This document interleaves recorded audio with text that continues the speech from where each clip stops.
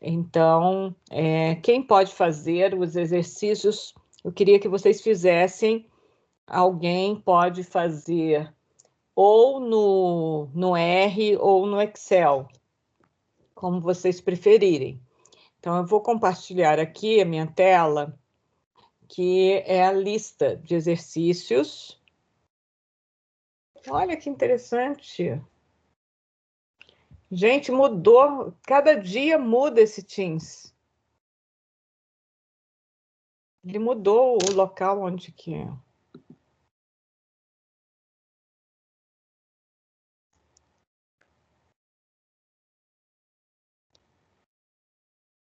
Vocês estão vendo?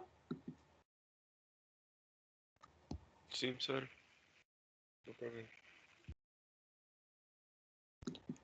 Então, vamos dar uma passada em todos os exercícios, para vocês verem, para a gente discutir as técnicas e depois a gente vai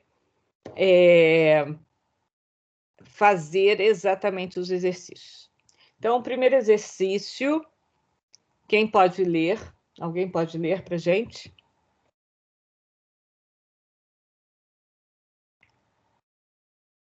Quem está com o microfone, podendo ler. Então, fale. 60 estudantes foram divididos em 2 turmas de 30 e tiveram aula de programação. Uma turma foi submetida a um método convencional de ensino e a outra recebeu um novo método. Ao final do curso, cada aluno fez um teste que consistia em escrever um programa, podendo ser considerado correto ou incorreto, obtendo-se... Aí tem a tabela, número de alunos, programa correto. Foram 23 do convencional e 27 do novo método.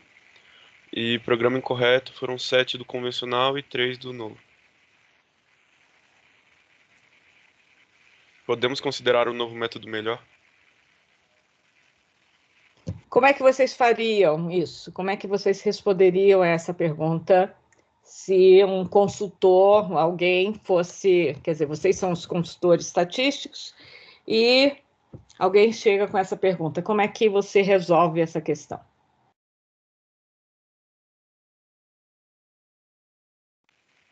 Eu diria que para comparar o número de programas feitos corretamente, incorretamente no método convencional e no novo. E aí, quanto mais programas corretos, melhor, e quanto menos programas incorretos, melhor. Sim, mas esse você usaria qual ferramenta?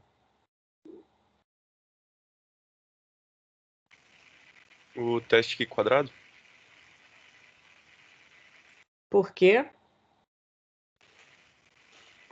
Porque com isso você pode comparar a frequência esperada com a frequência obtida, e aí quanto maior a distância, mais difere da distribuição.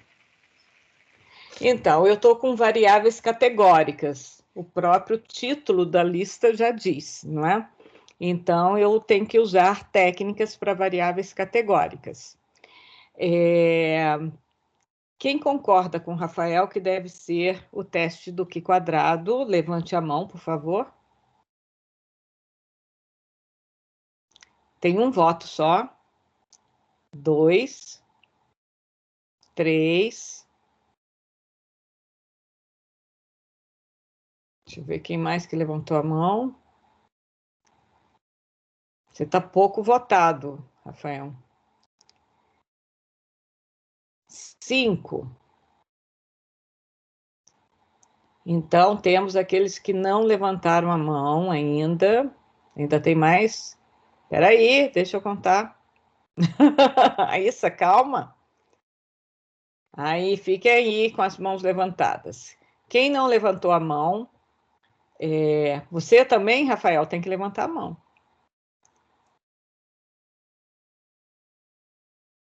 Bom, Zé Vitor falou que não levantou a mão. Por quê, Zé Vitor?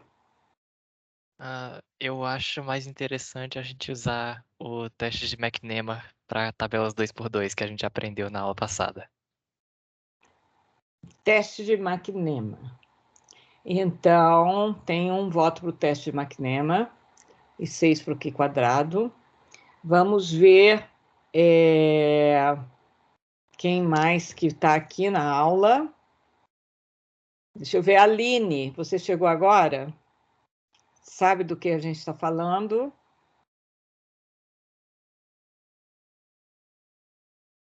Temos no chat aqui o Lucas Loureiro falando que deve ser o teste exato de Fischer.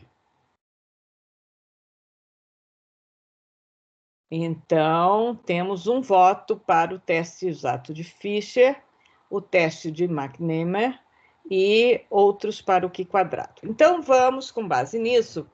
Primeira pergunta. Toda vez que nós já sabemos que é categórica. Qual é a próxima pergunta que a gente deve se fazer? Podem baixar as mãos se quiserem, senão vão ficar o tempo inteiro com a mão levantada. Qual que é a próxima pergunta?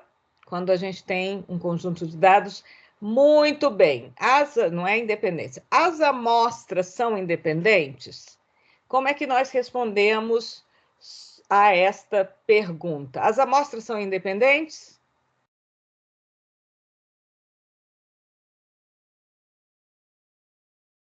Então, a gente tem que ler de novo. Leia novamente, Rafael.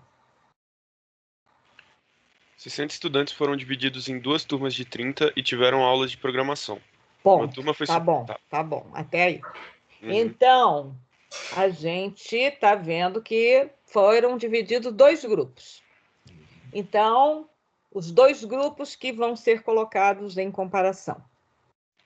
O resultado de um elemento de um grupo vai interferir no resultado do elemento do outro grupo?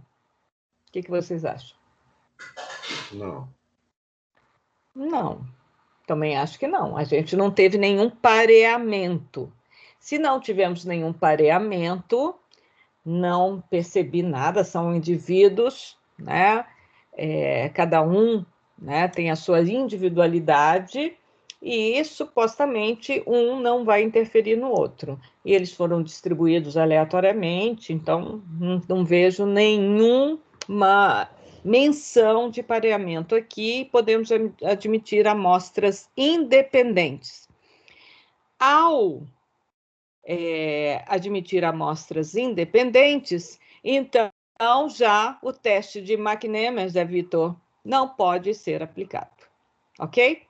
Ok, tinha me esquecido que não era para amostras dependentes. Isso, então, sempre, né, a gente tem que ir passo a passo. Tipo de variável. Se for quantitativa, eu tenho que perguntar a normalidade. Se não é quantitativa, é categórica. Categórica, então, eu caio, né, nesse rol de técnicas que nós estamos vendo. Então, agora, a pergunta é, as amostras são independentes? Sim, não. Nesse caso, sim, são independentes. Então, agora nós vamos, entre as técnicas para amostras independentes, nós vimos algumas só, para dados categóricos. Então, vejam, aqui nós podemos aplicar o Q², mas nós temos algumas limitações do Q². Quais são elas?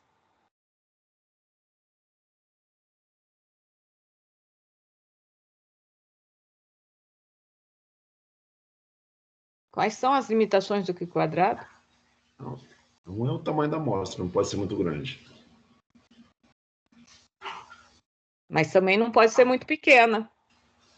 Então, eu tenho uma limitação de que as frequências esperadas têm que ser maior que 5. Né? Então, a gente deve buscar sempre que as caselas elas tenham, né, frequências maior que 5, frequências esperadas. Quando for muito pequeno, então aí eu vou ter um problema de aproximação da minha estatística Q² à distribuição assintótica Q². Tá certo? Então, neste caso, nós temos aqui frequências no programa incorreto de 7 para o método convencional e de 3 para o método novo. Então, nós temos baixas frequências. O Q quadrado também ele tem algum problema quando a gente tem muita assimetria entre as frequências. E aqui a gente tem muita assimetria também. Estão vendo, né? Varia 23, no caso, 7 e 27 e 3. Podemos aplicar o teste do Q quadrado para amostras independentes? Qual teste seria? Seria o teste de homogeneidade ou o teste de independência, se eu for aplicar o teste do Q quadrado?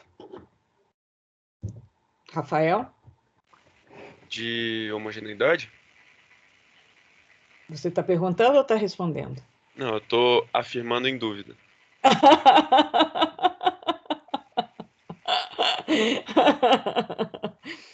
Então, alguém pode responder ao Rafael a afirmação em dúvida, por favor? Comentem.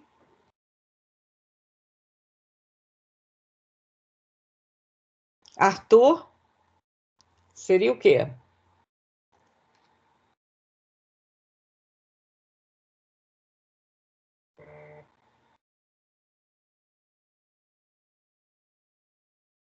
Muito bem, Matheus Martinez, homogeneidade, porque os tamanhos dos dois grupos são pré-fixados. Muito bem. Então, se eu fizer um teste do Q quadrado, eu estarei fazendo um teste de homogeneidade. Muito bem, sem dúvida agora. Depois do esclarecimento, então é uma afirmação afirmativa. Muito bem. Mas nós podemos também usar uma técnica, uma ferramenta que vai ser mais exata, porque o tamanho de amostra é pequeno. Então, o Lucas Loureiro sugeriu o teste exato de Fischer. Muito bem, Lucas Loureiro. Em primeiro lugar, eu usaria o teste exato de Fischer. Né? Por quê? Porque nós temos frequências muito baixas e estamos com uma amostra pequena, com frequências muito baixas na categoria de programa incorreto. Ok? Então, posso fazer o teste Q quadrado, o teste de homogeneidade? Sim, posso. E posso fazer também o teste exato de Fischer. Tá? Vamos ver qual que dá, né, um resultado. Tem divergência? Não tem? Então, eu me basearia muito mais no teste exato de Fischer, porque eu tenho uma amostra pequena. Ok? Dúvidas sobre isso? Não? Então, vamos passar para o segundo, depois a gente faz o exercício propriamente dito. Pode ser?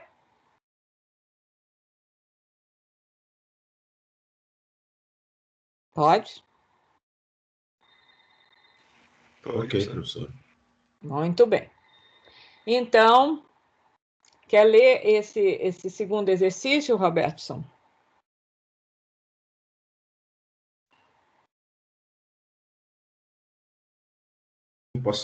Sim, posso ler. Por favor. Em um estudo de associação entre hipoglicemia e aumento da dosagem média diária de insulina, que são unidades por quilo de peso corporal, em 325 pacientes, observou-se o seguinte resultado. Aí lá embaixo tem a dosagem média diária de insulina é independente da condição de hipoglicemia. Então, eu tenho os resultados. Obrigada, Robertson. Então, eu tenho aí, né, categorias da dosagem média diária de insulina e tenho a condição de hipoglicemia, presente ou ausente. E eu tenho a contagem do número de pacientes. Que técnica que a gente pode usar para responder a pergunta: a dosagem média diária de insulina é independente da condição de hipoglicemia?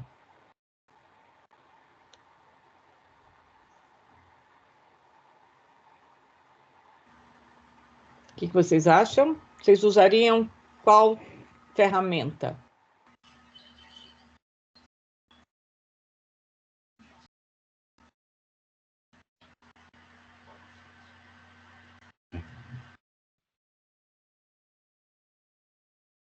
O Lucas falou teste da mediana, associação. Eu acho que é teste de homogeneidade. Teste de homogeneidade. Então, temos aí algumas menções, teste da mediana, teste de homogeneidade. O que mais? Alguém concorda? Alguém discorda? Propõe outramente? A gente nunca fala outramente, né? O Rafael, aqui presente, com a câmera aberta, está falando que é o teste de independência. O Matheus Martinez também. Temos um voto aqui para... não, é o próprio. É o Matheus que deu o voto. Então, temos 2 votos para teste de independência. Temos o teste... Quem mais deu voto aqui? O Arthur. Oi, Arthur, tudo bem? Ah, você votou no Matheus também, né, Rafael? Muito bem, obrigada. Então vamos ver. A amostra é correlacionada? Primeira pergunta, muito bem, Raíssa. Comente. O que vocês acham? A amostra é correlacionada? Vamos ver o desenho amostral. Nós temos pareamento.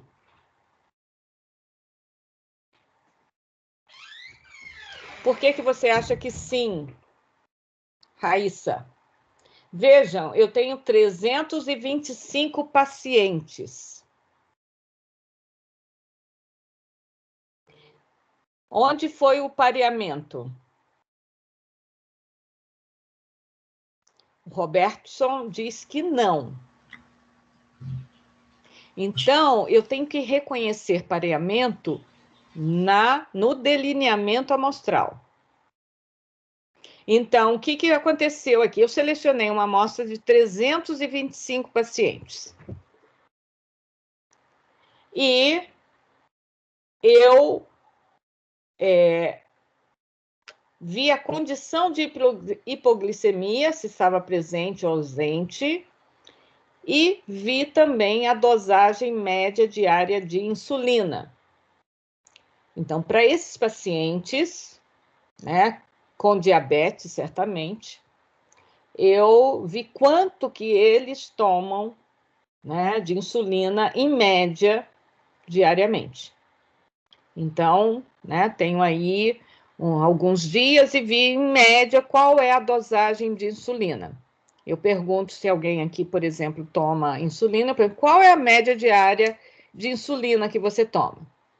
E, naquele dia que eu fiz o levantamento, eu vi a condição de hipoglicemia, se estava presente, se tinha hipoglicemia ou não.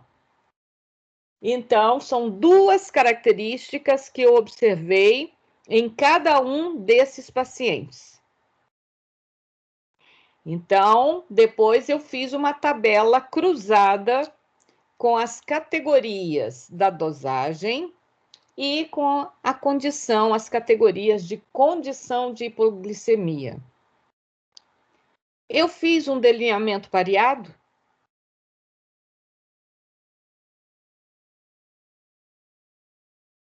Raíssa?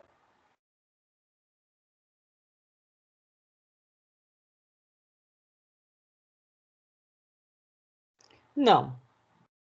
O que eu tenho são as 325 observações XY, com características de dosagem e características de hipoglicemia. Não é pareado. Professora? Sim. Eu entendi errado por um motivo. Na tabela, quando eu li de primeira, eu pensei que era assim, o paciente quando está sem a insulina e como ele ficou depois. Eu entendi errado. Então, só essa foi minha... Tá. Entendeu? Mas eu li e interpretei errado a tabela. Agora eu entendi. Agora entendeu, Raíssa? É muito importante a gente ler com atenção e com calma. Tá? Porque às vezes a gente lê rapidamente e pode compreender errado. Porque uma tabela de contingência é uma tabela de contingência. e ela pode dizer uma coisa ou pode dizer outra. Então, cabe a nós entender exatamente o que está sendo tabelado nesta tabela de contingência. Então, por isso que é muito importante ler o enunciado e como foi a coleta dos dados. Então, aqui claramente nós temos uma amostra e que a posteriori é que nós vamos saber quais são os totais de cada uma dessas variáveis. Então, nós não temos as marginais pré-fixadas, mas as marginais aleatórias.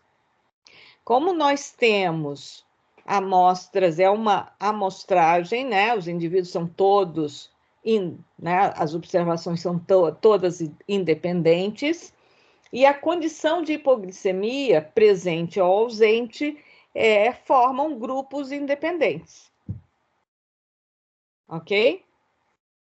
Então, nós estamos diante de amostras independentes e um teste de independência, porque nós queremos verificar a associação de duas variáveis, a partir de um delineamento que não tem uma estratificação a priori. Ok? Então, muito bem, Rafael e Matheus. E quem mais que respondeu aqui? O Arthur. Ok, Raíssa, Robertson, Matheus, quem mais está aqui? Zé Vitor, Júlia, Lucas, Pedro, outro Rafael, Raíssa, Andréia, oi Andréia. Tá tranquilo, Aline, professora. tudo bem? Então, aqui nós vamos fazer aquele teste do Q quadrado para independência, que nós já sabemos como é que é. Passamos para o terceiro exercício. Quem pode ler para a gente?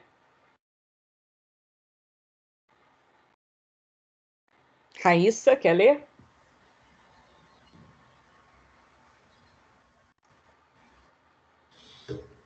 Posso ler, professor?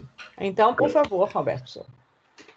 100 casais foram entrevistados e cada um dos cônjuges indicou separadamente a preferência pelos candidatos A e B à presidência da República, com os seguintes resultados.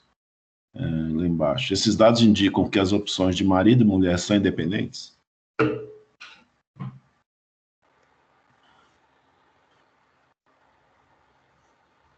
Vamos discutir. O que vocês acham? Qual técnica?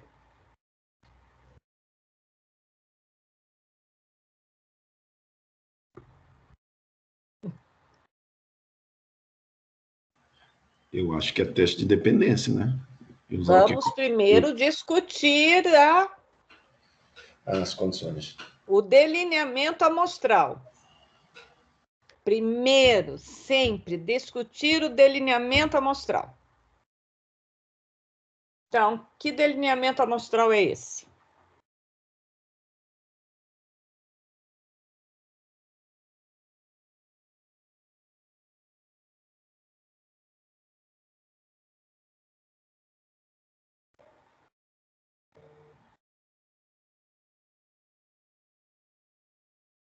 Delineamento. Nós temos amostras independentes ou amostras correlacionadas?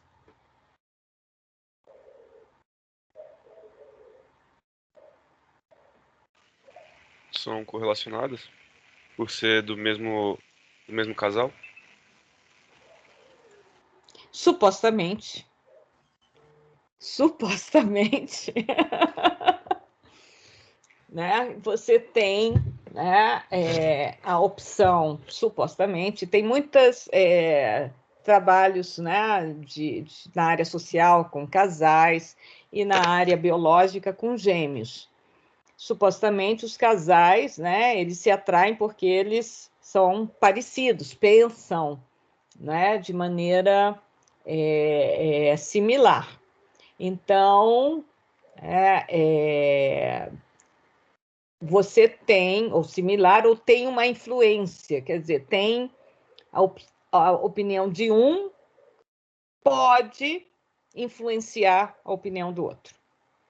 No mesmo sentido, ou no sentido contrário, né? Então, numa direção ou na outra. Mas estariam, de certa forma, dependentes, porque se um responde A, o outro pode responder B ou pode responder A também. Então, aqui a pergunta, será que tem independência? Mas as amostras são correlacionadas, porque, de certa forma, a resposta de um pode influenciar a resposta do outro.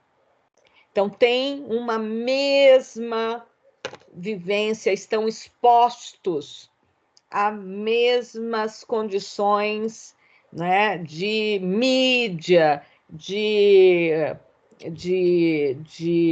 vamos dizer assim, de eventos que possam influenciar, né, de maneira, quer dizer, determinante aí a escolha do candidato à presidência.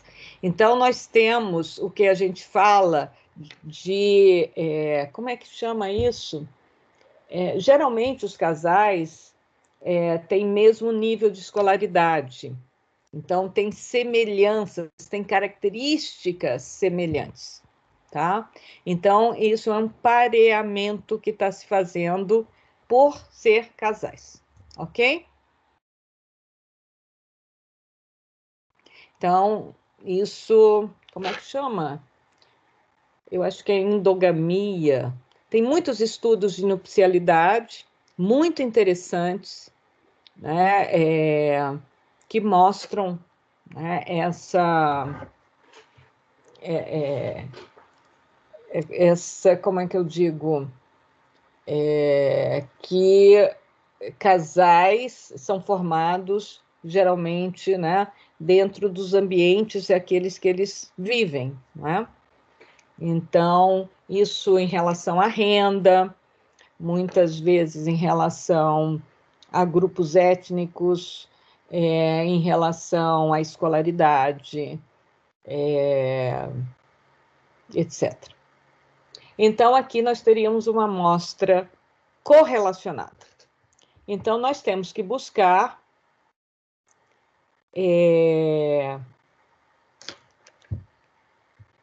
qual opção de ferramenta nós podemos utilizar. Então, nós vimos aqui, fica muito fácil, porque nós temos poucas ferramentas que foram apresentadas para vocês. Nesse caso, de uma tabela 2x2, o Matheus já colocou aqui, é o teste de McNemar. Viu, Zé Vitor, diferença da primeira questão? A primeira questão... Eu vi sim, professora.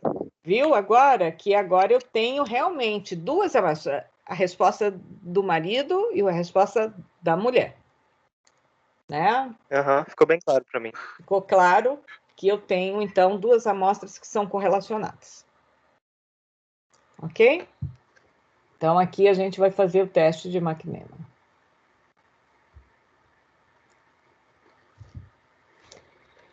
Passando, algum comentário? Todo mundo entendeu? Muito bem, Raíssa, entendeu? Bem. Agora vamos lá. Esse foi a questão que o Robertson me perguntou do sapateiro. Eu nem lembrava disso. Robertson, por favor, leia. Um fabricante de sapatos para senhoras mostra 4 de seus últimos lançamentos, A, B, C e D, a 7 compradores de lojas de calçados. As encomendas estão resumidas abaixo. Estabelecer e testar a hipótese adequada. Ou seja, mostra aí, alguém quer saber o que eles querem saber. O que vocês acham? Qual é a pergunta que não quer calar? Ou a pergunta ficou calada por vocês? Robertson? Eu acho que... modelo de sapato. Ai, não ouvi. Peraí. Tem dois falando. Vamos ver. Perdão. Pode falar. Luiz Felipe? Se há preferência por modelo de sapato por parte dos Muito compradores? bom. Se há preferência. Essa é a pergunta que não quer calar. Robertson? É Não, isso? é isso mesmo. É isso mesmo. Então, aqui, né, perguntaram, olha, marque aqui com X quais são os modelos que você quer comprar. Então, o comprador 1 marcou A e B, comprador 2 marcou B e C, comprador 3 marcou B, C, D, o 4, o D, o 5, o C, só o C, o 6, o C, e o 7, o C. Tem preferência? Tem modelos aí que são mais preferidos que outros? Como é que vocês fazem isso? Então, a pergunta está estabelecida.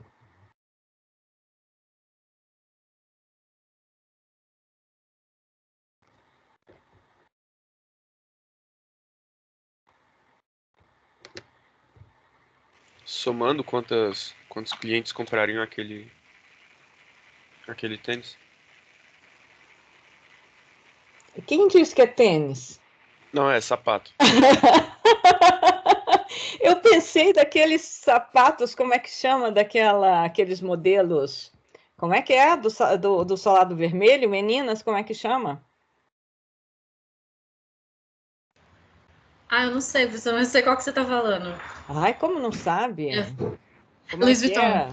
Hã? Acho que é Louis Vuitton, eu não sei. Não é o Louis Vuitton, é Louboutin, como é que é? Tem aqui É. no Iguatemi, como é que chama? Vocês viram o Diabo Veste Prada, né? Que tem que usar aqueles saltos.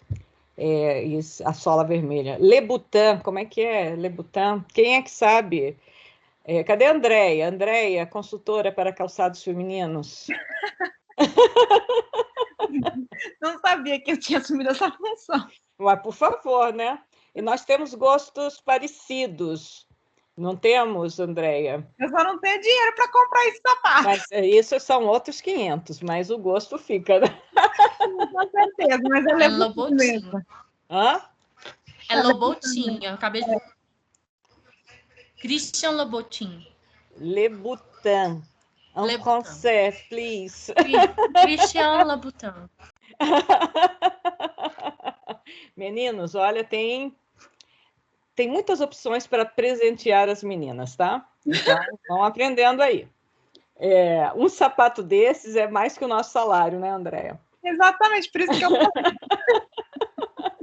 Gostar a gente gosta, dinheiro a gente não tem. Não, olha, é difícil. Eu olho assim e vejo, gente, tem umas coisas que não dá realmente. É muito dinheiro. Eu acho que se tivesse dinheiro, eu não tinha coragem, entendeu? Não, é muita... Eu não tenho nem onde andar com isso. Onde que eu vou andar com isso? Exatamente. Não dá, não, realmente não dá. Mas eu admiro. Tem umas meninas que andam com isso assim, com salto no meio da rua, andando no metrô e com salto. Não, aquele filme, vocês viram? Momentos de pensar de outra forma. Vocês viram aquele filme O Turista, com a Angelina Jolie e o Johnny Depp? Gente, meu sonho de consumo, de viajar de Paris para Veneza com uma carteira somente. E chega lá no hotel com tudo, realmente. Mas voltando aos sapateiros, vamos voltar aos sapateiros do Robertson. Robertson, fale para nós. Qual é a solução que você dá para esse problema? Você que é muito experiente nessa questão de sapatos femininos.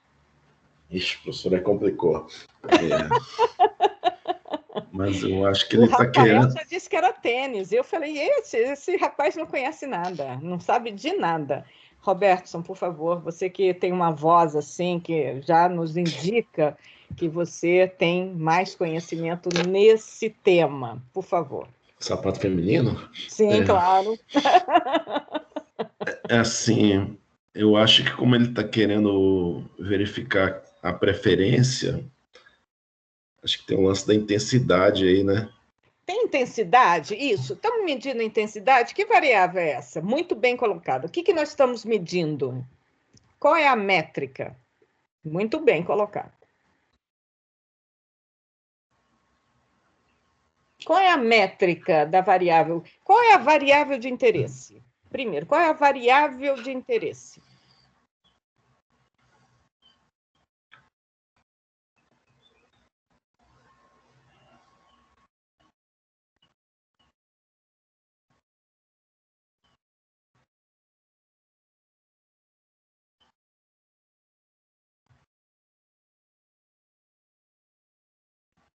Preferência de modelo de sapato. Não é exatamente isso. Não é exatamente isso. Essa é a pergunta. Mas o que a gente está medindo?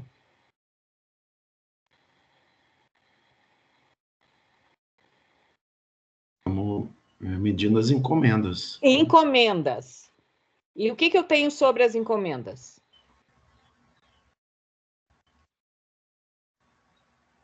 Só está dizendo que comprador quer qual modelo. Sim, mas o que eu tenho marcado? Eu tenho quanto? Não tem a quantidade. Modelo? Eu tenho quantidade? Não. Não. Eu tenho o quê? Só tem indicação que quer aquele modelo.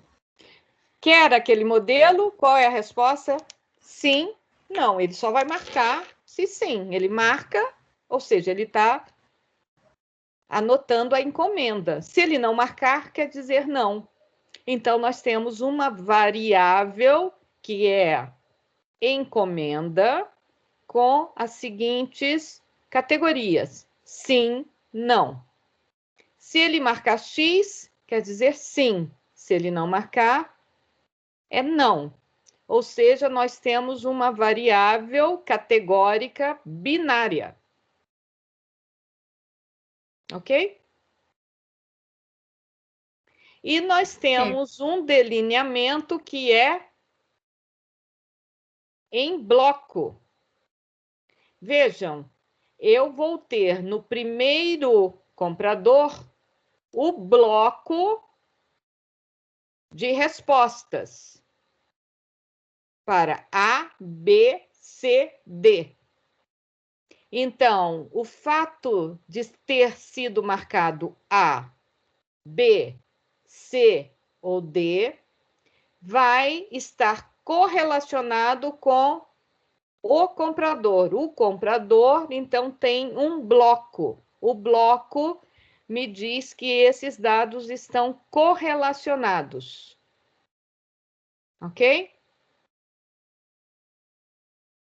Perceberam? Sim. O delineamento? Então, em vez de Professora, X, seria pode- 1. Em vez de branco, seria 0. Sim, por favor, pode Você pode falar. explicar de novo a correlação do delineamento, por favor? Posso, sim. Luiz Felipe, é como se nós tivéssemos...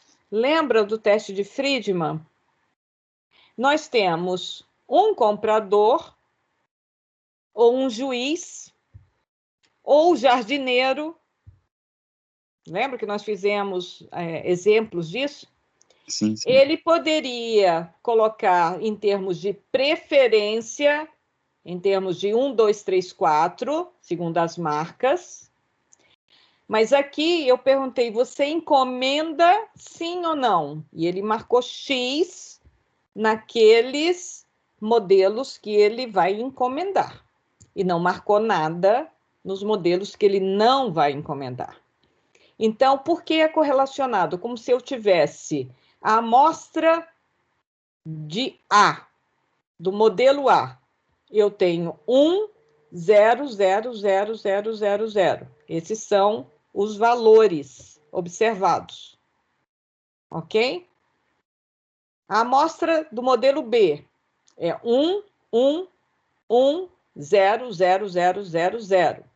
Vejam que esse valor 1, que está marcado X em A, para o comprador 1, e o valor 1 em B, esses dois valores que estão no bloco do comprador 1, eles são correlacionados. Por quê? Porque foi o mesmo comprador 1 que fez essa escolha. Então, eles são correlacionados porque estão relacionados a um único comprador. Tá certo, professor. Aquele comprador, ele tem todas as suas características dele. Vejam que esse comprador 1, ele deve ser super exclusivo, porque ele é o único que escolhe o modelo A. E ele também escolhe um modelo B, né?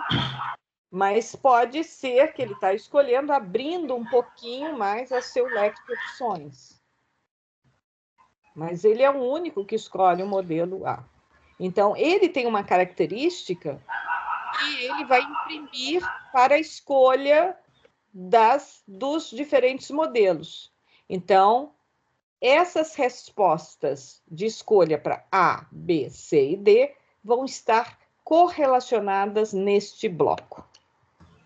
Ok? Professora. Ficou claro, professor. Muito obrigado. Ah, que bom. Sim, Robertson. Então, assim, quando a informação vem da mesma fonte, é correlacionado. Por exemplo, aquele exemplo do jardineiro lá, acho que foi na aula passada. Isso. Ele tinha que dar nota para 4 tipos de gramas. Aquilo Isso. é correlacionado. Então, quando vem da mesma fonte, porque é ele correlacionado. mesmo que está dando nota. A mesma coisa que eu, por exemplo, né, estou dando nota para vocês. E vocês têm... na verdade, eu estou dando nota, tá? Mas, por exemplo, as atividades que vocês fizeram, a nota das atividades, das diferentes atividades, como cada uma foram vocês que fizeram, elas vão estar correlacionadas no bloco. É o bloco das suas notas, é o bloco das notas do Rafael, é o bloco das notas da Raíssa, é o bloco das notas do Matheus. Por que que essas informações são correlacionadas? Porque todas elas estão, né, têm elementos que definem aquela nota. Ou seja, tempo de dedicação, experiência na disciplina, vamos dizer, interesse, disponibilidade, etc, etc. Ok? Então, as notas, elas, de um mesmo estudante, elas são correlacionadas. Ok? Ok.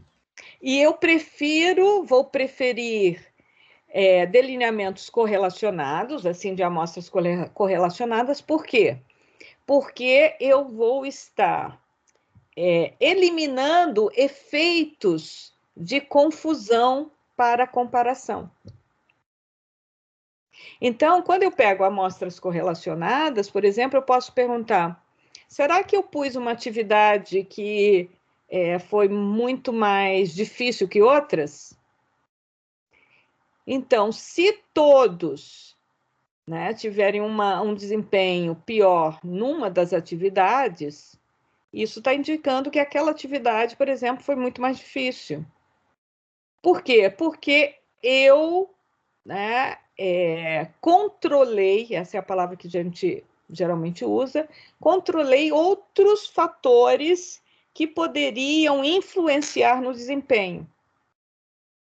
Então, como eu estou pegando as notas de todos e fazendo uma amostra correlacionada, ou seja, estou pareando, né? Então, estou comparando para a nota no mesmo bloco, ok? Não sei se eu me expliquei bem, mas a ideia é essa. Então, pode ser do mesmo indivíduo, como você disse, a mesma origem do dado. A mesma origem do dado, ou esses dados, essas origens, elas estão correlacionadas de alguma forma, como o marido e a mulher. Ok? Ou eu posso correlacionar quer dizer, posso agrupar, parear, segundo algumas características do meu interesse também. Tá. Ok? Correlacionada é sinônimo de pareada? Pareada, nesse sentido, amostras correlacionadas ou amostras pareadas. Ok. Ok? Nesse caso, como a gente tem mais de um tratamento ou mais de um fator, que aqui nós temos os modelos A, B, C, D, eu digo que eu tenho um delineamento em blocos.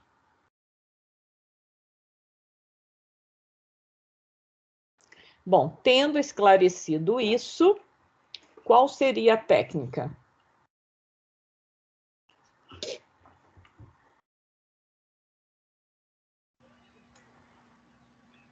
Eu acho que é aquele crochê lá.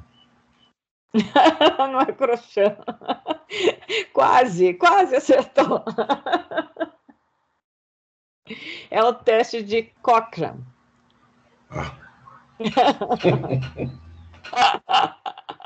Eu entendi crochê, eu falei crochê. Raíssa, o que quer dizer um pouco? Você entendeu um pouco ou um pouco de quê? Eu fiquei meio com dúvida, mas a senhora esclareceu agora. Eu não estava entendendo como elas eram correlacionadas, mas agora eu entendi. Que Muito. elas são. Eu queria botar bonitinho lá na atividade, é porque elas são a encomenda selecionada de cada fabricante, certo? Isso. Ah, tá. Então, a Beleza. variável é categórica binária. Beleza, tá bom. Beleza? Obrigada. Então, é muito importante a gente reconhecer o delineamento e o tipo de variável. Sempre. Para escolher a técnica. Senão, fica tudo assim, você vai chutando, vai. Não, o estatístico tem que reconhecer elementos essenciais de, né, um problema. Então, quais são as características, as variáveis, né, levantadas, as características de interesse? Como é que foram construídos isso? Qual a escala de mensuração? Qual o delineamento? Depois a gente vai vendo quais ferramentas são mais adequadas. Aqui, então, é o teste de Cochrane, é muito simples. E para fechar, quer ler, Robertson? Ou já cansou? Não leio. 4 grupos de crianças de escolas públicas urbanas A, particulares urbanas B, públicas rurais C e particulares rurais D são submetidos a um teste físico. Os resultados estão apresentados abaixo. Verificar se há diferença no desempenho.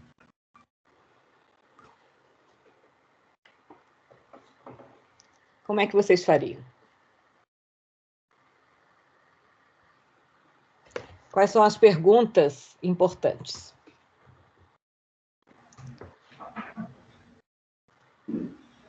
As amostras são independentes? As amostras são independentes? Qual é a resposta? Sim. Por quê? Porque as crianças foram selecionadas de escolas públicas, de escolas diferentes. De forma aleatória, né? Isso. Então, você tem aí grupos que são totalmente independentes, porque o desempenho de uma criança de uma escola pública urbana não vai influenciar no desempenho de uma criança da escola particular urbana ou rural ou particular rural. Então, sim, as amostras são independentes. O que mais?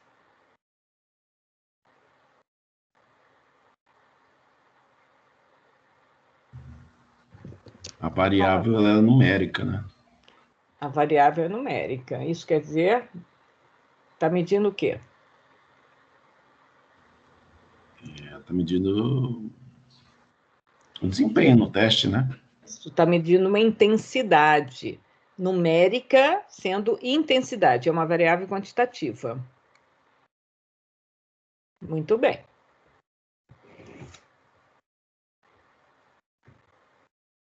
Até aí, tudo bem. O Matheus colocou teste de Cochrane agora? Não, foi antes, né, Matheus? É para esse ou para o anterior? Acho que ele já tinha colocado, foi para o anterior. Ah, tá. Então tá. Ah, tá bom.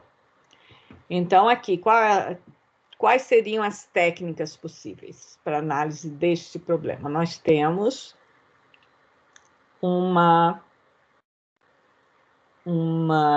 variável que mede intensidade, uma variável quantitativa. Nós temos amostras independentes.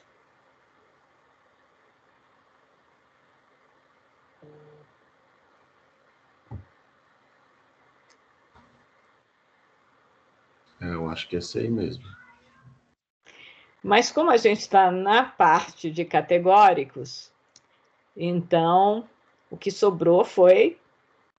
Isso daí sobra, né, Matheus? Não, mas está certo.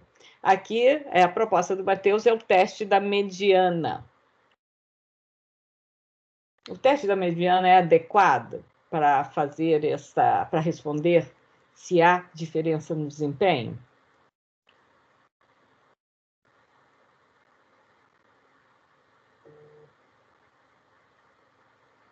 Muito bem, Raíssa. Quais outros testes nós poderíamos aplicar aqui?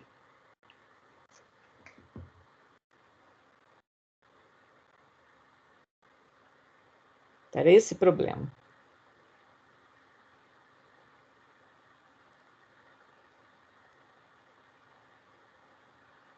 Já vistos anteriormente. Eu tenho uma variável quantitativa e tenho amostras independentes.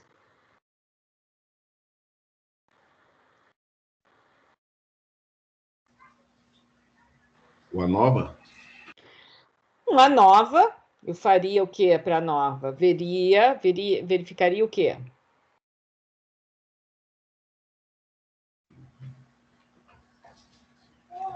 Eu acho que ele vai verificar se tem diferença entre esses grupos aqui. Não, mas para aplicar uma nova, o que eu preciso?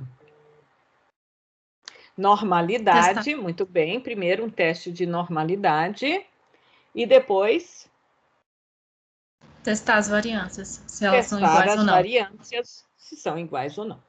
Muito bem, Raíssa e Matheus. Bom, se é normal e as variâncias são iguais, uma nova está muito bem.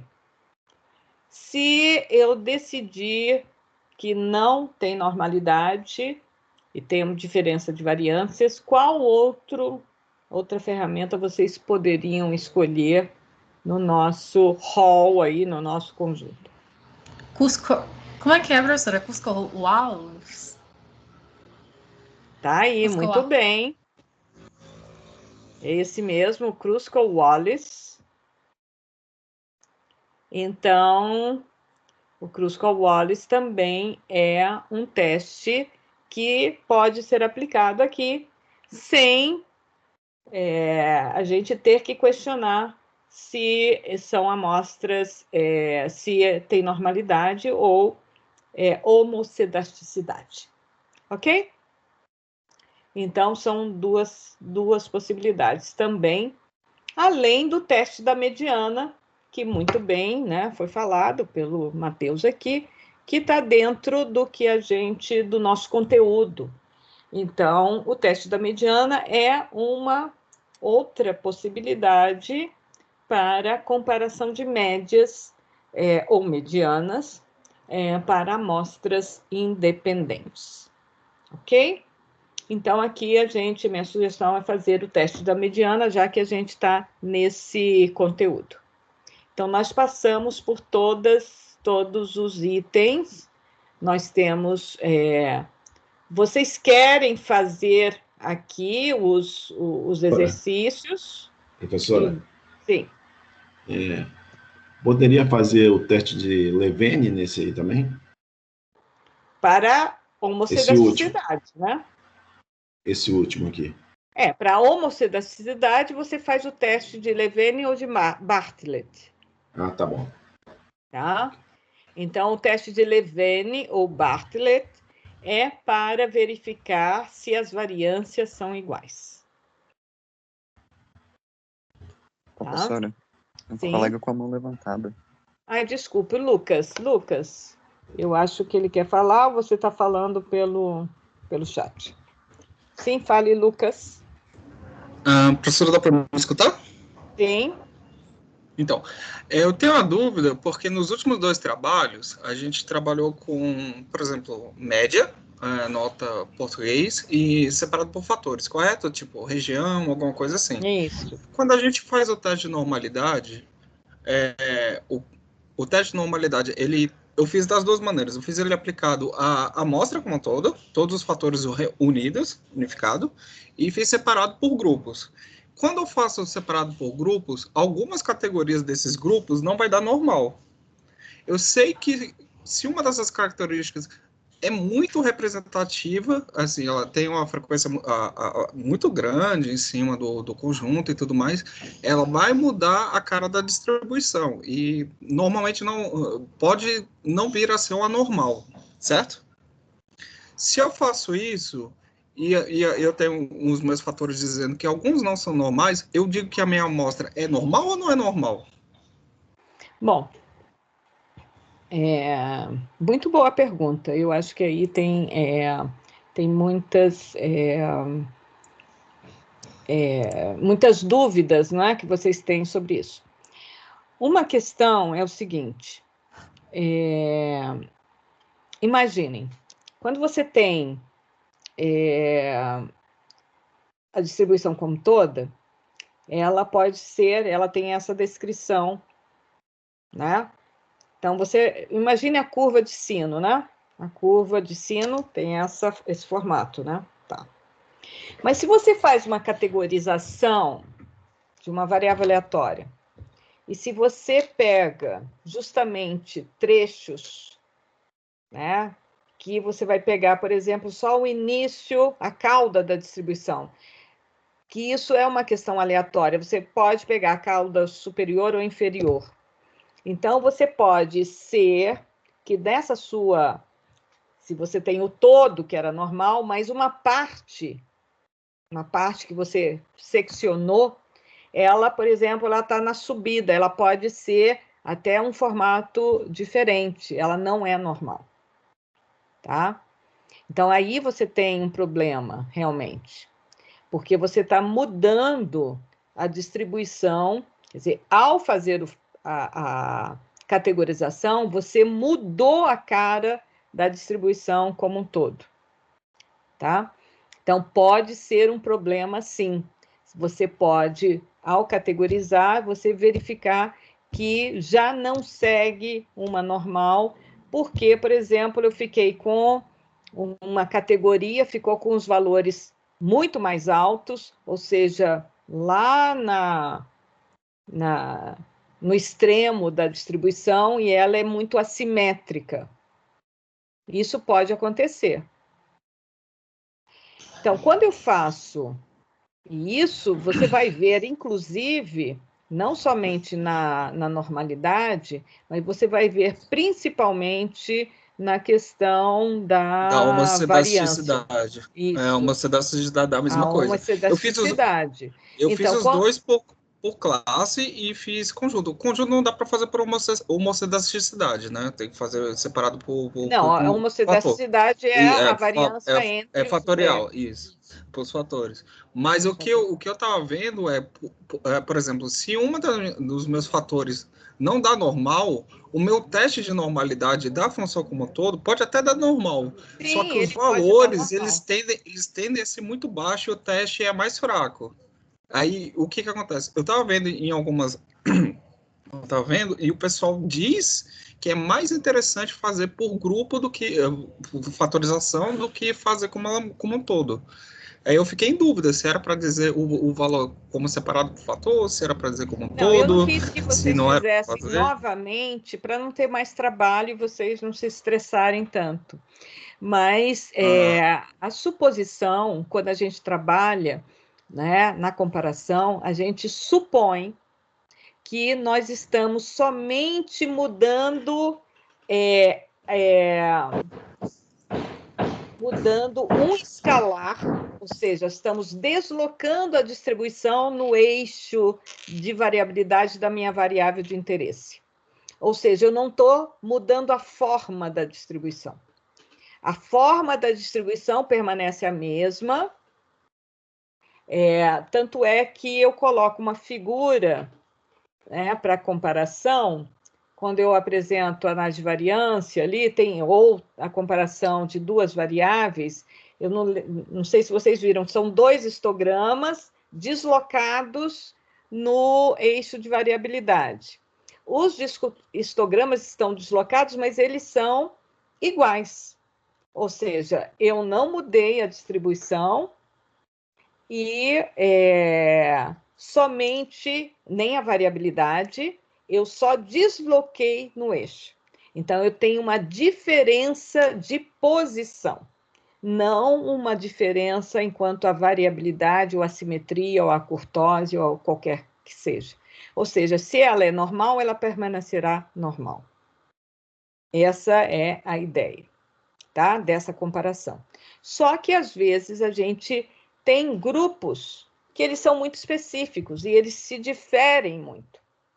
Por isso que a gente tem que fazer uma análise descritiva muito bem feita, porque se há uma mudança na variabilidade ao deslocar, e aí a gente vai ter, né, a gente fala normalidade, mas principalmente se a gente tem simetria, até tudo bem, mas se a gente sai da simetria e aí vai mudar muito a variabilidade, aí a gente vai ter problema nessa comparação usando a nova. Tá? Por isso que ferramentas mais não paramétricas, como, né, a gente viu Kruskal-Wallis, etc., elas são mais adequadas nesse sentido, porque não depende da função ou do modelo probabilístico que descreve aquela variável, seja ela no seu conjunto ou ela em partes. Ok? Era a dúvida que eu estava, se era para considerar como normal ou não normal. Porque, por exemplo, se um fator dá não normal, por exemplo, se todos os fatores dão normais, a distribuição é normal, porque são subconjuntos, são normais e juntando tudo vai dar normal. Isso é fácil de ver. Agora, se um deles é não normal e a frequência dele é bem grande e a distribuição dele aí bem vai dar espaçada, não normal. aí vai dar não normal, né? É. Mesmo se o meu teste de normalidade der próximo de normal, der bem próximo da normal, eu digo que ele é normal? Aí temos uma coisa do teste que eu comentei em outra aula, Lucas, que muitas vezes os testes não são totalmente informativos, porque eles tendem a rejeitar a hipótese H0 com o aumento do tamanho da amostra. Então, a questão da normalidade, muitas vezes, fica... a gente não consegue tomar uma decisão muito acertada, assim, com muita confiança, somente com relação ao teste. É muito melhor você pegar, por exemplo, aqueles gráficos, o que é plot, você analisar, né, se eles estão muito próximo àquela linha da diagonal, você ver medidas, por exemplo, assimétricas, porque às vezes você não consegue... o teste vai rejeitar a normalidade, mas ele está muito próximo da sua diagonal quando você faz um QQ-plot. Ou alguns pontos só, poucos pontos que saem. Não tem um padrão definido, né? Você tem muita proximidade. E aí cabe ao analista decidir isso, se ele... né, afirma que aquilo não é tão prejudicial assim, não vai impactar tanto no seu teste, ou na ferramenta que vai usar, sobretudo, né, ferramentas paramétricas como regressão, análise de variância e outras ferramentas, e que exigem normalidade, ou vai buscar outras que são mais relaxadas quanto a esses pressupostos, tá? Então, em variáveis características mais sociais, é muito difícil você garantir normalidade. Você tem vários problemas. Tem muita assimetria. Por isso que se fazem transformações. Então, tem aí como é que eu digo?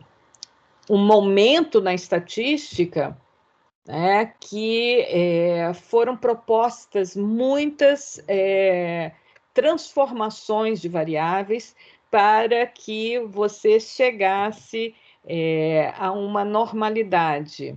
Então, tem aquela transformação muito conhecida de Boxing-Jenks, tem outras transformações que são muito nessa área da estatística experimental, para usar, por exemplo, as técnicas de regressão.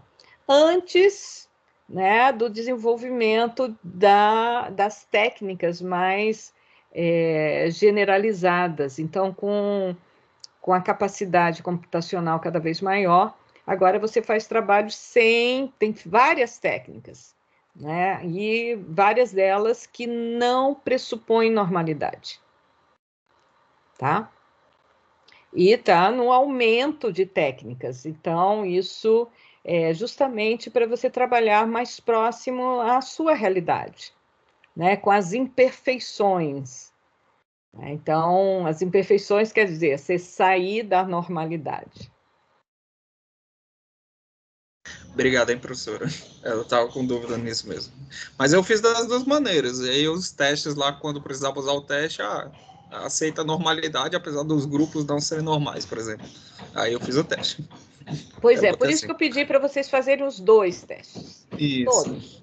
Para vocês verem como é que sai esse teste, supondo normalidade, mesmo que você discuta isso sim ou não, e não supondo e vendo, olha, vai dar pouca diferença, ou vai dar muita diferença, depende de quanto que você sai dessa normalidade. Tá? Professora? Sim. Agora eu fiquei com a dúvida. Quando a gente for testar a normalidade, a gente tem que testar para cada categoria, para cada fator? Ou para o grupo como um todo de dados? A minha sugestão, sempre, é você fazer uma análise descritiva muito bem feita. Muitas vezes, eu estou trabalhando agora com um grupo, com uma métrica, e a gente resolveu construir grupos de municípios por quintis, né, de uma variável. E o quintil superior, se eu fosse comparar, por exemplo, o quintil superior tem uma variabilidade extrema. Por quê? Porque, né, se você pegasse todo o conjunto, você poderia falar que aquela variável até pode ser descrita por uma normal, né, muito proximamente, mas o grupo formado no quintil superior, ele é muito assimétrico. Então, isso vai perturbar a sua análise. Por quê? Porque você vai ver que ali a homocedaticidade não é admitida. Então, é mais importante você ver a questão da homocedaticidade do que a normalidade em si. Certo. Tá? Porque aí essa variabilidade diferente, né? E se você tiver e claro, você pode ver outras métricas também, outras medidas de assimetria, etc. Mas é muito importante para uma comparação como a nova, por exemplo, e porque está comparando médias, que você não tenha valores discrepantes ou que você tenha igual variabilidade. Por quê? Porque os valores e essa variabilidade vai afetar muito o seu valor médio, tá? Então, você está comparando coisas não comparáveis. Lembra que eu falei desde o início? Você deve comparar o que pode ser comparado. E se você está comparando conjuntos que são muito diferentes quanto à sua variabilidade, e você quer comparar média, então você está introduzindo um elemento de confusão nessa comparação. Só mais uma pergunta. Agora que a senhora falou isso, os outliers eu tenho que retirar para fazer a nova para evitar essas flutuações muito grandes? Essa é uma decisão. Eu devo retirar? Essa é uma decisão do pesquisador. Muitas vezes são retirados. Tá. Muitas vezes. Por todos os grupos, né? Eu posso usar um e-mail do intervalo intercontínuo, então, como padrão.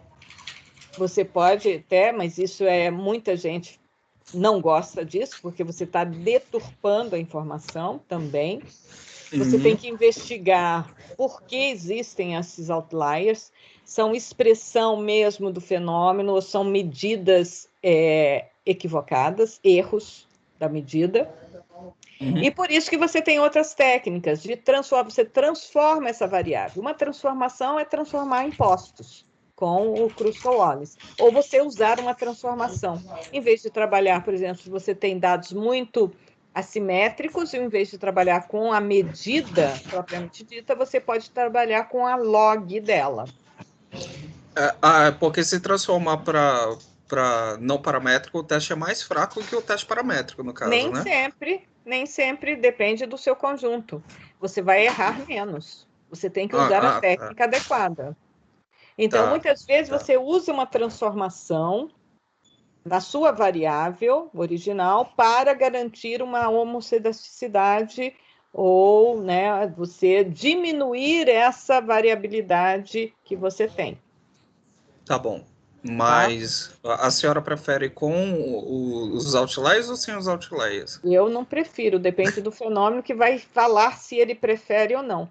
Então, não sou eu, mas é o fenômeno em si que eu estou estudando. E a razão de tirar esses outliers. Por exemplo, eu vou te dar um exemplo muito que é da minha área. Eu trabalho muito com... vocês sabem, eu sou demógrafa, trabalho com nascimentos e óbitos, principalmente, né? Já trabalhei com migração, mas é natalidade, fecundidade e mortalidade. E a gente estava estudando, eu vi um trabalho do pessoal da UFRJ, que eu achei muito interessante, porque nós temos um problema muito grande quando a gente avalia a variável peso ao nascer em recém-nascidos.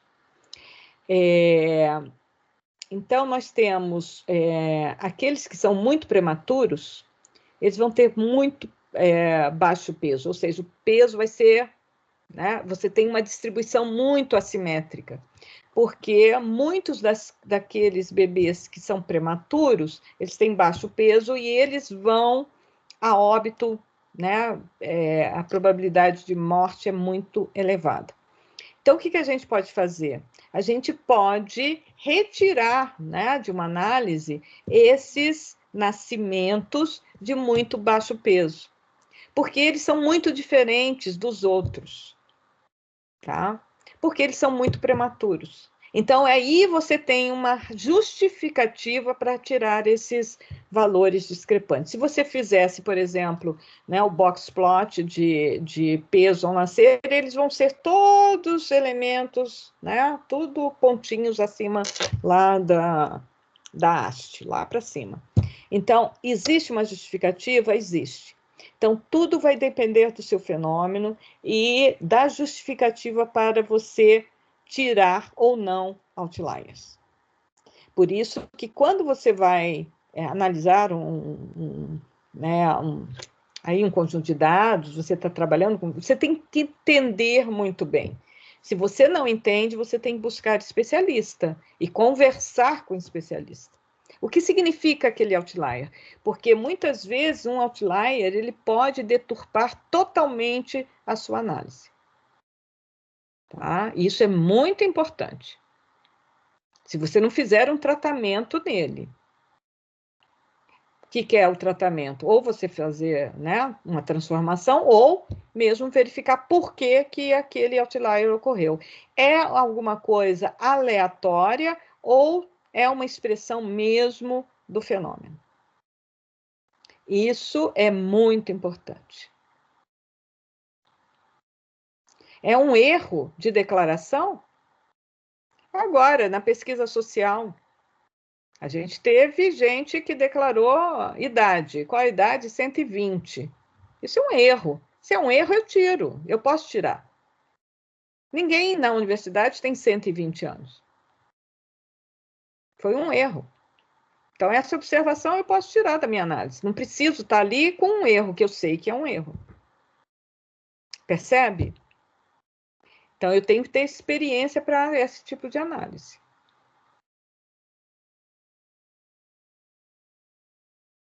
Se é uma informação que eu não sei, né, ou é a própria expressão desse fenômeno, então tem gente que declara coisa totalmente errada e você tem que corrigir. Por isso que muitas vezes, né, os órgãos de pesquisa também fazem imputação de dados, porque as pessoas respondem qualquer coisa às vezes.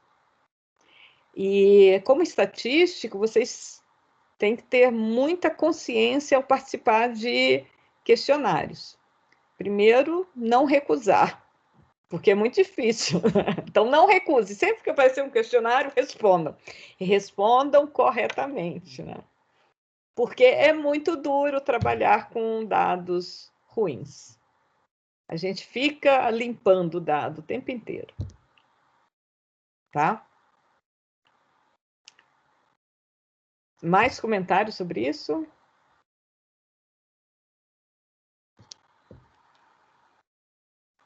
Não?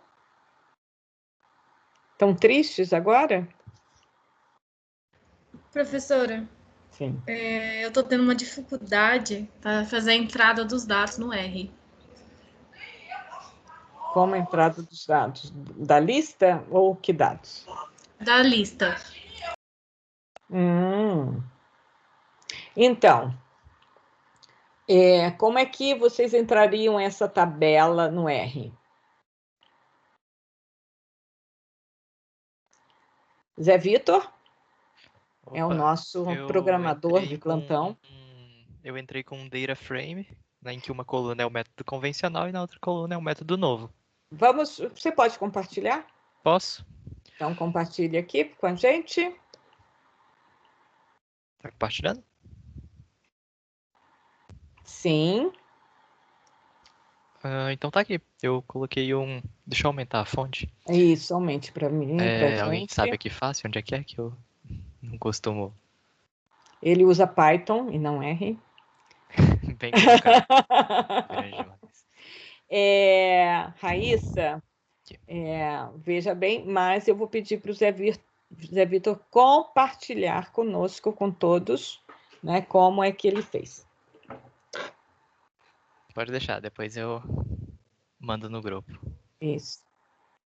Explique exatamente o que qual é esse código. Então, primeiro, eu vou criar um data frame para guardar a minha informação, que ele vai ter aqui o método convencional em uma coluna e o método novo na outra. Depois foi só chamar a função Fisher.test para fazer o teste exato de Fisher. E aí eu passo o data frame e explico na alternativa que eu quero que o convencional, né, eu espero que ele seja menos efetivo que o método novo. Então eu botei como menos na alternativa. E aí ele me deu um p-valor de 0.15. Ótimo. Aí, muito fofo, viu, Zé Vitor? Segundo a Raíssa. Obrigado. Isso porque não vimos o Zé Vitor ainda. Ele só apareceu no primeiro dia e depois só a voz. Muito bem, Zé Vitor, mas estamos confiantes que brevemente encontraremos você presencialmente, assim como todos os outros estudantes. Lembrando que, se tudo der certo, todos estão convidados para uma... O que vocês querem? Um chocolate, um crepe, alguma coisa assim, né? Que nós vamos fazer um encontro no final do ano, quem sabe, não é? Se a gente vai poder. Eu tenho que anotar quem é.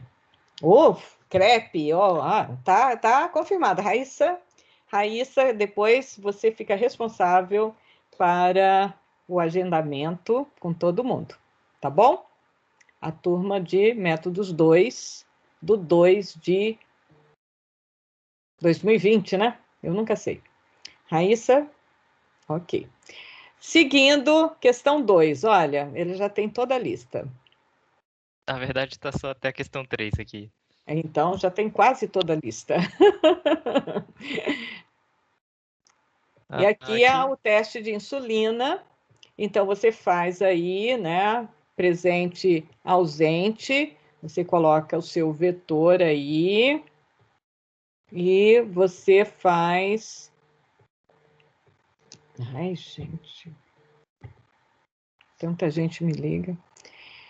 E você teve um p-valor de 0,02. Vocês podem fazer na mão também isso. Então, vocês podem fazer, né, essa... ou na mão ou no Excel, que é muito fácil também. E a gente pode checar. Seguinte... Aqui mudou um pouquinho, ao invés de criar um data frame, eu dei uma lida na documentação do Fischer.test e eu vi uma forma interessante de declarar uma matriz, que ele fica mais bonitinho com os nomes. Então, ficou a mesma coisa dos dados, né? Só que agora eu sei por linha e por coluna o que exatamente eu estou lendo. Uhum. E aí depois foi só chamar o teste McNemar, que deu um p-valor baixo. Baixo, quer dizer o quê? Quer dizer que a gente vai rejeitar H0. Não, olha, o p-valor não. O p-valor deu 0,90. Eu li a estatística. Quadrado, né? Ele faz do McNemar, ele faz uma aproximação ao quadrado. Vocês estão vendo? McNemar com correção de continuidade. Vocês podem também fazer o teste usando... sem a correção de continuidade, ver, porque essa estatística de McNemar, que é aquela na diagonal secundária, vocês estão vendo a diagonal secundária? Ela está muito próxima uma da outra, 37, 35, ou seja, não teve muita mudança, a diagonal secundária, vocês estão vendo? Então, quando você não tem muita diferença entre os dois valores B e C, você vai ter um p-valor bastante elevado. Ou seja, você não teve muita mudança. Tem aí, são independentes? Não, não são independentes. O p-valor me indica que não. Não são independentes. Na verdade... Era o contrário? Porque você está... A hipótese nula é de que são independentes.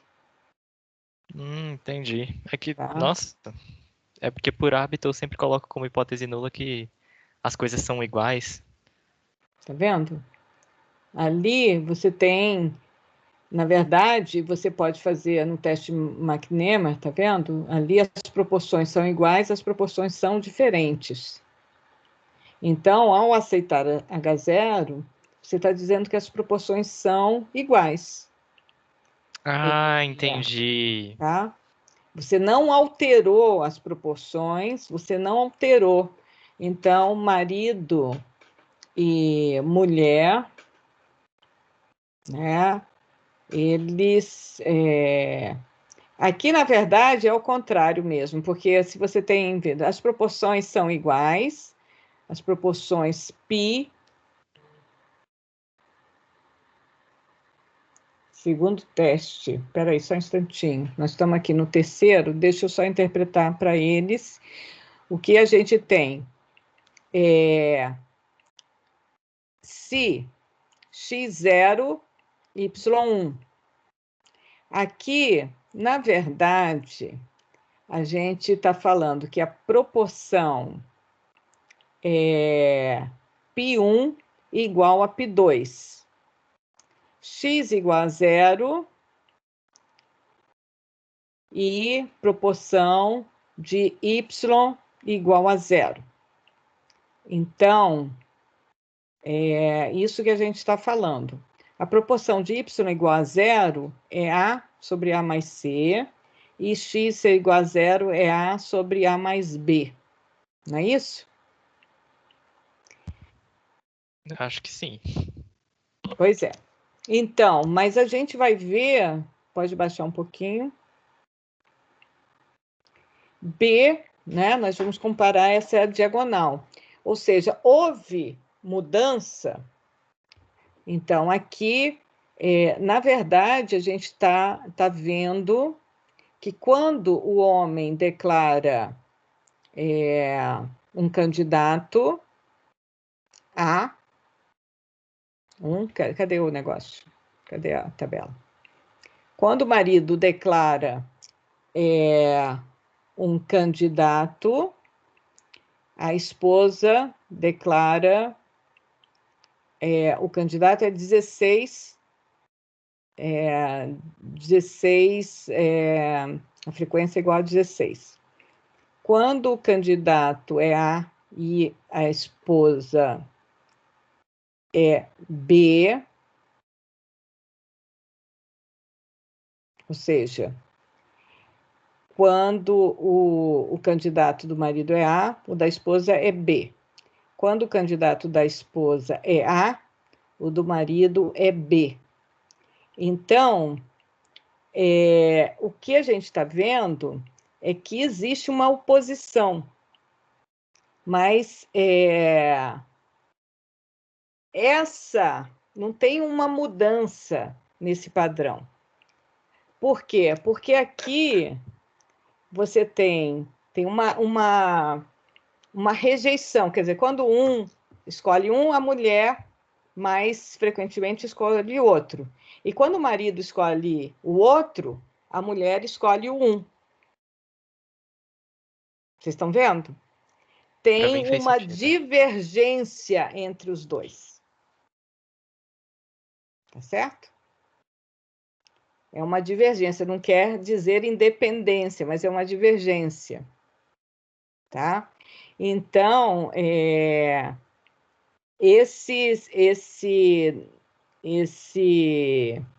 como é que eu digo? Não teve mudança nesse padrão. Por isso que o p-valor é muito elevado.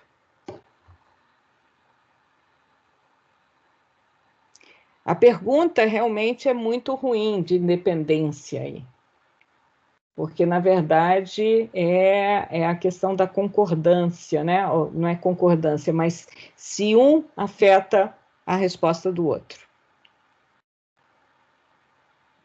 Tá certo? Então, aqui aceita que as proporções... Porque a gente está aceitando. Agora tem que ver como é que isso é feito exatamente.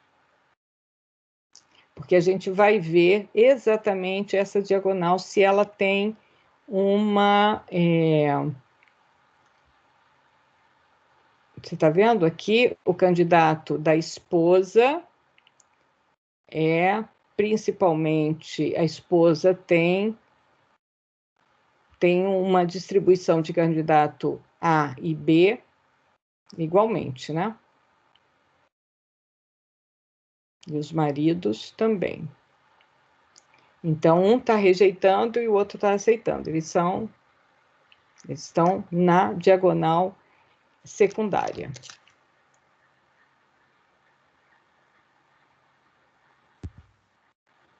Ok? Ok.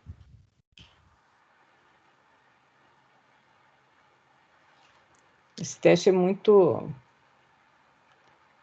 às vezes, ruim de interpretar.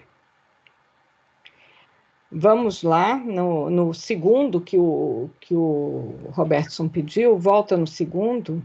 Opa. Questão 2 aqui. Qual é o problema, Robertson?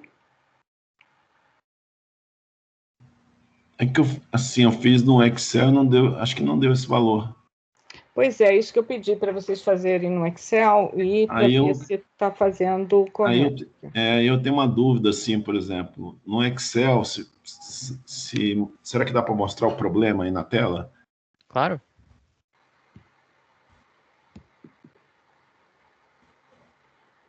Isso.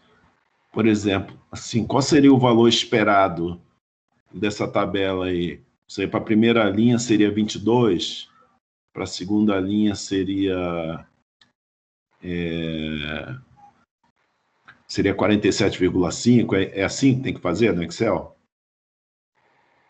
Você fala pegar esse total e dividir por 2, né? É, porque é o valor esperado, né? A gente não quer saber se a dosagem média independe da condição de hipoglicemia. É o que eu esperaria. A professora pode confirmar?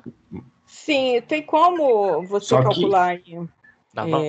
Só que você não está informando isso aí no teste. Como é que ele sabe que não, valor... ele está fazendo o teste aqui quadrado, ele já calcula, não? Não, mas... Ah, é? A Mas gente pode testar agora. Tem como você pôr os valores... Eles saem os valores esperados, por acaso?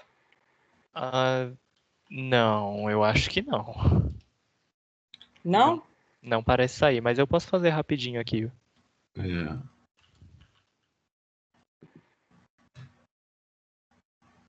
Estou vendo aqui se eu tenho essas respostas. Quanto deu o seu quadrado aí? O que quadrado? O que quadrado deu 11,589.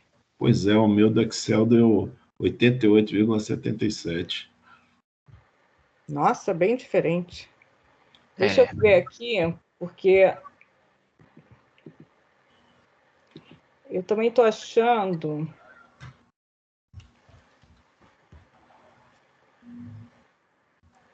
Cadê? Onde que está o meu Excel? Eu vou fazer aqui no Excel para vocês. Eu fiz aqui, professora. Deixa eu ver, então, quero ver. Pode compartilhar para a gente. Deixa eu ver se eu consigo aqui.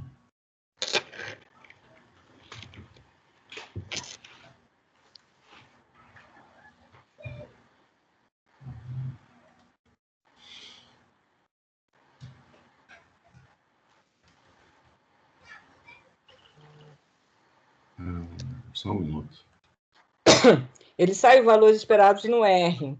Então, isso é muito, muito bom que saia. Geralmente sai, no SAI sai, no SPSS sai e o R sai, porque é uma medida muito, muito importante o valor esperado.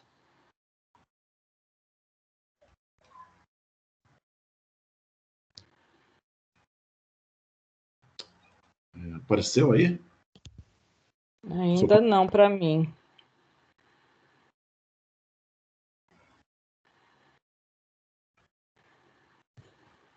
Ah, tá.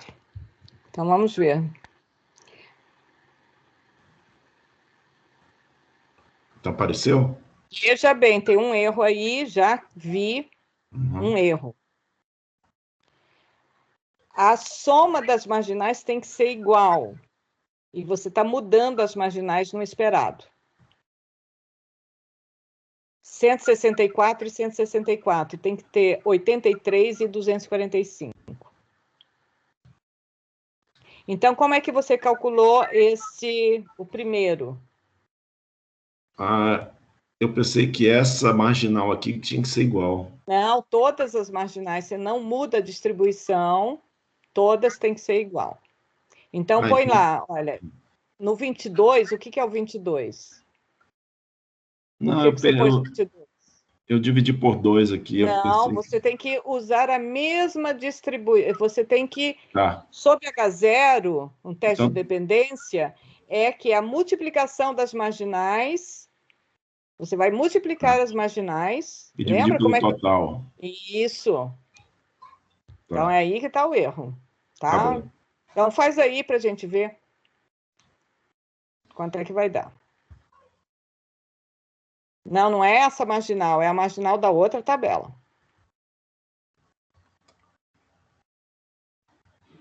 Tá certo.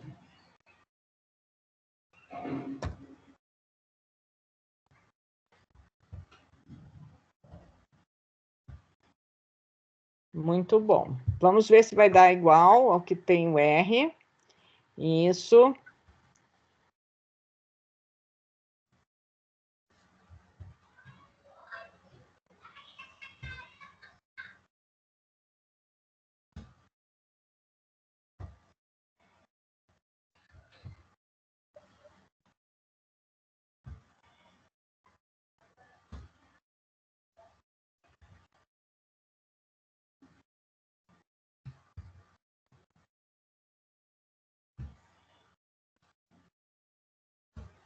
Isso.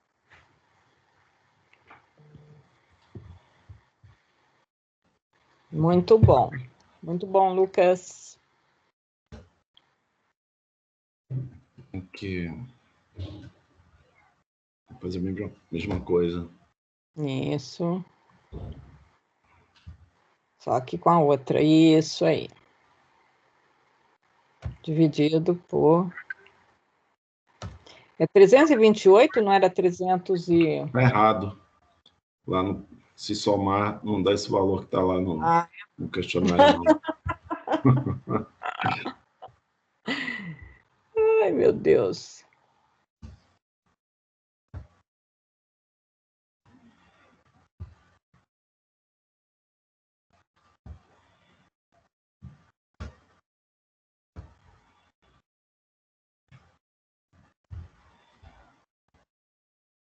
Todo mundo está acompanhando?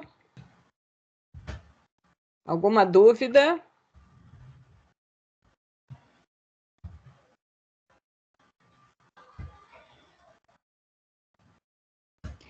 Tá vendo? Naturalmente já sai a soma igual a outra.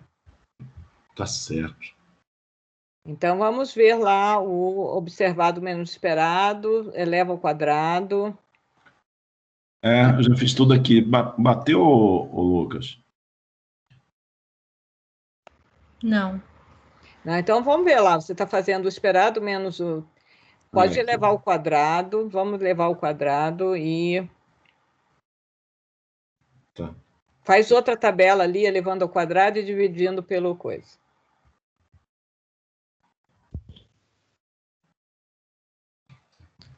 O que quadrado bateu, sim. O que quadrado bateu? Bateu. Então bateu. É porque aqui eu já estou fazendo a conta toda, levando ao quadrado. Ah, você já está fazendo e somando, né? Então bateu. Bateu. Bateu. Então bateu, então tá certo. Então o R tá certo agora. O R tá certo. Ok. Então é isso, gente. Eu fiz esse aqui também, professor. Acho que esse aqui tá certo. Deu certo também? Não, esse 4 eu fiz no Excel. O 4, o... Esse Coca.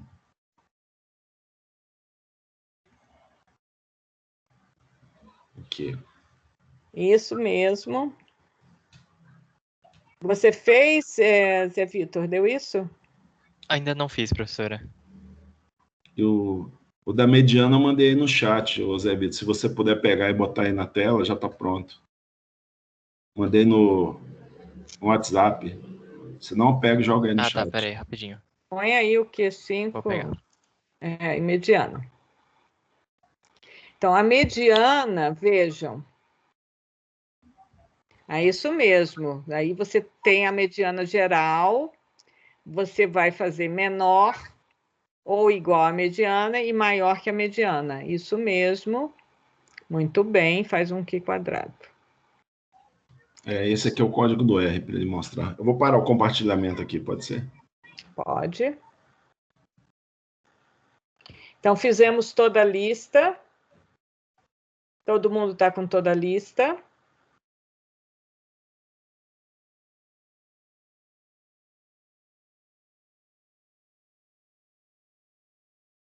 Acho que sim, só vai ficar faltando a questão 5 mesmo.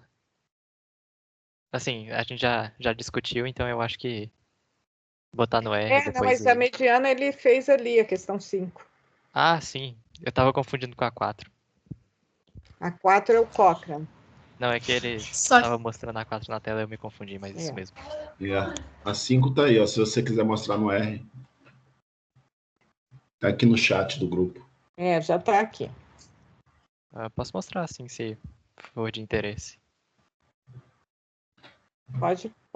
Temos mais 2 minutos. E tá aqui, um p-valor de 0,16. Isso aqui ele calculou a mediana geral, né? Faz o Kruskal-Wallis. Kruskal-Wallis? Professora, eu tentei fazer uma nova, não deu certo, não. Você consegue fazer?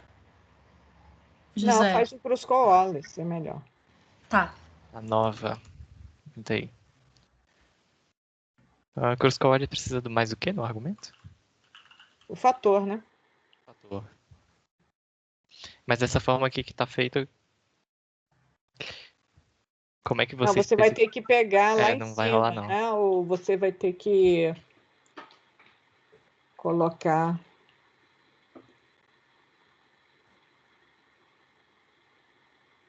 O Matheus fez. Já fez? E deu certo, Matheus? Quanto é que deu o seu p-valor?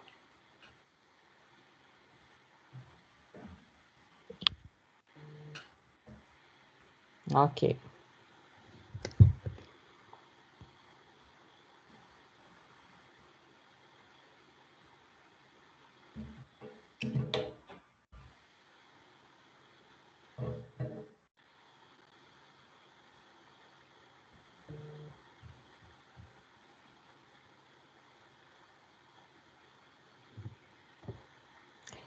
Deu 0,02. Ou seja, rejeita. E na mediana, como é que foi? Aceitou, né?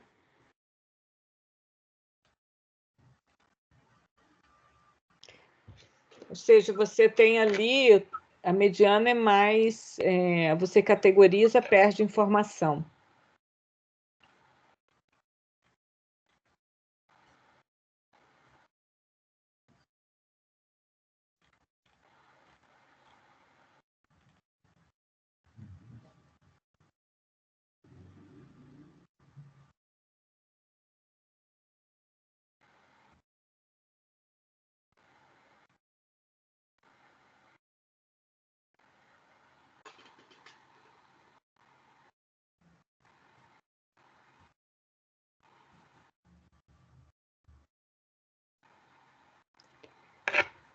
Ok, gente.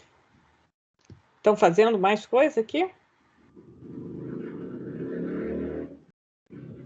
Mais alguma dúvida com relação a isso? O Matheus já compartilhou aqui também. O Zé Vitor está fazendo ainda. Quer mostrar alguma coisa? Já terminou? Não, acho que tá correto mesmo. Eu ainda não fiz o Kruskal-Wallis aqui, mas eu... Mas o Matheus já fez, então já deu também. Quanto é que deu a mediana, João Roberto, aí no seu Excel? A mediana deu... O p-valor? O p-valor não calculei, não. Ah, tá. Então, vocês podem fazer o Kruskal-Wallis no exercício 5, o Kruskal-Wallis e o teste da mediana. Talvez tenham resultados diferentes, porque o Kruskal-Wallis é melhor do que a mediana. Tá?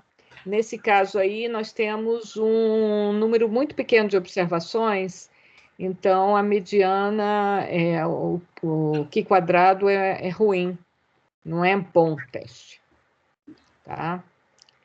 Então, muito pequeno também não é bom. Ok? Mais alguma dúvida com relação a isso? Então, antes da gente sair, eu vou falar para vocês, a gente vai ter um questionário. Então, o questionário, eu vou falar mais na segunda-feira, eu vou postar o questionário na terça-feira, e vocês vão poder fazer o questionário durante todo... Eu vou postar talvez no meio-dia, por aí, na terça-feira, e vocês vão poder fazer o questionário na quarta-feira durante a aula também. E a entrega, então, vai ser na quarta-feira, mais no final do dia, tá? Então, como é que vai ser esse questionário? Ele vai ser... vão ser 10 perguntas, vocês vão responder na plataforma Aprender, e eu vou pedir para vocês justificarem a resposta num documento que vocês vão enviar, num link lá de justificativa, tá? Vocês podem fazer um documento qualquer, né, com pequenas e resolução de exercício. Pode ser à mão, tira uma foto, pode escrever num Word, em qualquer outro editor que quiserem. Então, como justificativas e cálculo de algum de testes, se for o caso. É uma coisa simples, então aí vocês façam. A gente vai ter ainda uma última aula no dia... Aí termina, mas eu queria encontrar com vocês, porque a gente não vai ter tempo de encontrar, no dia 24. Para fazer uma revisão, se vocês quiserem. É optativo isso, tá certo? Vou tentar dar a menção toda de vocês. E antes também, vocês vão ter como é que chama? Um questionário de avaliação. Então, vou passar um survey, assim, para vocês fazerem a avaliação de vocês com relação a alguns itens, e vocês vão dar nota para vocês, tá? Como é que vocês se avaliam? É um questionário de autoavaliação na disciplina. Então, isso vai ser também parte da nota. Então, nós temos ainda esse questionário para ser respondido.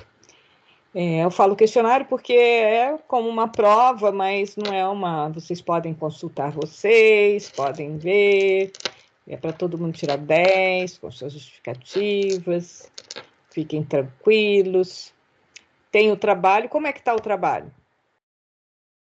Professor, eu até queria perguntar do trabalho. Quando a gente vai fazer a análise, a gente escolhe uma amostra de tamanho 2000, e aí dessa amostra de tamanho 2000, a gente deve fazer diversas reamostragens ou Não, uma você só vai escolher reamostragem? você pode escolher a amostra de 2000, você pode, de uma amostra, você selecionar uma amostra menor. Você que vai me dizer o que você quer. Entendi, Tá? é O porque seu a grupo. amostra tamanho 2000, eu e meu grupo, a gente discutiu que a gente não acha muito legal, porque por causa da limitação dos testes de testar com um N igual a 2000. Então, você pode fazer uma outra amostra de tamanho menor. Você pode juntar todas do seu grupo e selecionar uma outra amostra, do tamanho que você achar interessante, tá? Lembrando que, em alguns casos, minha sugestão ali é para vocês também, em algumas variáveis, vocês excluírem os valores faltantes, tá? Beleza, obrigado, professor. E não pode ser acima de 5 figuras e 5 tabelas. Não pode. Já me perguntaram, pode ser mais um mapa? O mapa é uma figura, então você tem 5 figuras e 5 tabelas. Então, aprender a também observar critérios. Isso é muito importante para nós. São critérios. Tem que fazer assim, senão não vai ser publicado. Ok? É para facilitar. Mais alguma pergunta? Não? Então, fiquem bem e qualquer dúvida, entre em contato. Tá? Tchau, professora. Tchau, professora. Tchau. Tchau, professora. Boa tarde, professora. Boa tarde. Então, tudo resolvido, né? Sim, Tudo. sim.